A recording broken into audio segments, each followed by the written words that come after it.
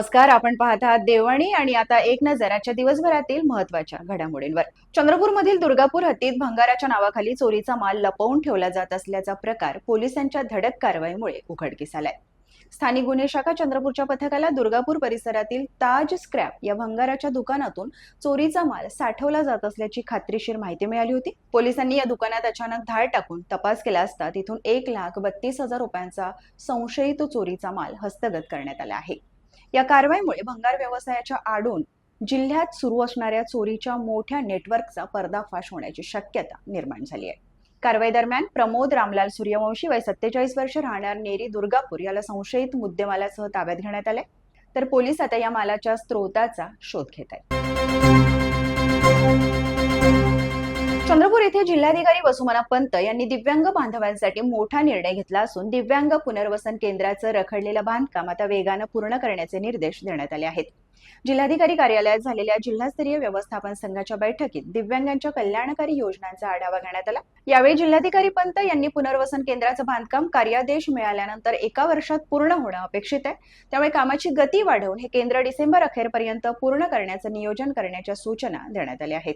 इतकंच नाही तर फक्त इमारत उभी करून थांबायचं नाही, तर केंद्रासाठी आवश्यक मनुष्यबळाची तयारी आणि पाठपुरावाही आतापासूनच करण्याचे निर्देश देण्यात आले आहेत। दरम्यान जिल्ह्यातील प्रत्येक पात्र दिव्यांग व्यक्तीला शासकीय योजनांचा लाभ मिळावा यासाठी UDID कार्डाची प्रक्रिया तातडीने पूर्ण करण्यावरही प्रशासनाने भर दिला आहे। एकही पात्र दिव्यांग व्यक्ती UDID कार्डाअभावी सरकारी योजनांपासून वंचित राहू नये यासाठी आवश्यक सर्वेक्षण करण्याच्या सूचनाही देण्यात आल्या आहेत। यासोबतच लहान मुलांमधील दिव्यांगत्वाचं लवकर निदान, जनजागृती शिबिरांद्वारे मूल्यांकन, कृत्रिम अवयव आणि श्रवण यंत्रांसह सहाय्यक उपकरणांचं वाटप, मानसिक समुपदेशन, वैद्यकीय संदर्भ सेवा आणि दिव्यांगांसाठी उपजीविकेच्या संधी यावरही या बैठकीत चर्चा करण्यात आली। गडचिरोली जिल्ह्यातील एटापल्ली तालुक्यातील कोठी कोरणार पूल अवघ्या 3 वर्षात कोसळल्याचा मुद्दा आता थेट मंत्रालयात पोहोचला असून या प्रकरणी आता राज्य सरकारने विशेष चौकशी समिती गठीत करण्याचे आदेश दिले आहेत। 31 जुलै 2026 रोजी अतिवृष्टीमुळे बांदिया नदीवरील हा पूल खचला होता। या पुलाचे उद्घाटन 15 ऑगस्ट 2023 रोजी मुख्यमंत्री देवेंद्र फडणवीस यांच्या हस्ते झाले होते। अवघ्या 3 वर्षातच कोट्यवधी रुपयांचा पूल कोसळल्याने यातील निकृष्ट दर्जा आणि भ्रष्टाचाराबद्दल विरोधक व नागरिकांमध्ये तीव्र संताप आहे। दरम्यान गडचिरोलीतील विकास कामांसंदर्भात आझाद समाज पक्षाने आवाज उठवत गडचिरोली जिल्ह्यातील तब्बल 550 कोटींच्या सार्वजनिक बांधकामांची चौकशी, दोषींवर कारवाई आणि एटापल्ली तालुक्यातील ताडगुडा पुलाची तातडीने तपासणी करण्याची मागणी आझाद समाज पक्षाने केली आहे। पक्षाच्या शिष्टमंडळाने सार्वजनिक बांधकाम मंत्री शिवेंद्रराजे भोसले यांची भेट घेत सविस्तर निवेदन सादर केले। तसेच कोठी कोरणार पूल या दुर्घटनेनंतर कंत्राटदारावर अद्याप ठोस कारवाई का नाही असा थेट सवाल आझाद समाज पक्षाने उपस्थित केला आहे। पुलाच्या कामांमध्ये अनियमितता किंवा भ्रष्टाचाराचे आरोप असतील तर त्याची निष्पक्ष चौकशी करून दोषी आढळणाऱ्यांवर कठोर कारवाई करा आणि कुणालाही पाठीशी घालू नका अशी मागणी करण्यात आली आहे। चंद्रपूर जिल्ह्यातील सावली तालुक्यातून निसर्गप्रेमींसाठी एक अत्यंत आनंदाची बातमी असून सुशी दाबगाव पोंभुर्णा रोडवर एका दुर्मिळ सर्पगरुडाचं दर्शन झालंय। सुशी गावापासून अवघ्या 2 किलोमीटर अंतरावर शेतकरी दयाळू घोंगडे यांच्या शेतालगतच्या बांधावर हा मोठ्या आकाराचा आणि भेदक नजरेचा शिकारी पक्षी आढळून आला। शेतात काम करत असताना हा पक्षी दिसल्यानंतर शेतकऱ्यांनी तातडीने पर्यावरण प्रेमींना माहिती दिली।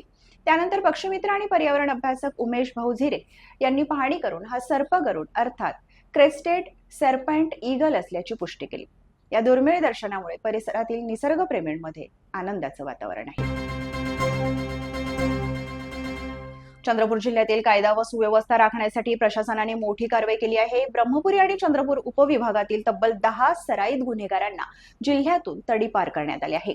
ब्रह्मपुरीत 4 तर चंद्रपूर उपविभागातील 6 सराईत गुन्हेगारांवर तडीपारीची मोठी कारवाई करण्यात आली आहे। ब्रह्मपुरी पोलीस स्टेशनच्या रेकॉर्डवरील संजय लांजेवार, सूरज बगमारे, कमलसिंग जुनी आणि वैभव उर्फ गोलू राऊत या चौघांवर अवैध दारू विक्री आणि सट्टापट्टी जुगारासह विविध गुन्हे दाखल होते। तर दुसरीकडे चंद्रपूर शहर, घुग्गुस आणि रामनगर परिसरातील आणखी 6 सराईत गुन्हेगारांवर महाराष्ट्र पोलीस कायदा कलम 56 अंतर्गत तडीपारीची कारवाई करण्यात आली आहे। यामध्ये प्रीतम लभाने, नंदकिशोर सोनी, शंकर तोकलवार, अन्सार खान पठाण, दिनेश मडावी आणि शिवम रागेट यांचा समावेश आहे। चंद्रपूर जिल्हा सत्र न्यायालयाने जिल्ह्यातील अल्पवयीन बालिकांच्या सुरक्षिततेसाठी अत्यंत महत्त्वाचा असा निर्णय दिला आहे. अल्पवयीन पीडितेवर दुष्कृत्य करणाऱ्या आरोपीस आता 10 वर्ष कठोर शिक्षा आणि दंड ठोठावण्यात येणार आहे. 2023 मध्ये घडलेल्या एका घटनेचा निकाल देताना चंद्रपूर जिल्हा सत्र न्यायालयाने हा महत्त्वपूर्ण निर्णय दिलाय.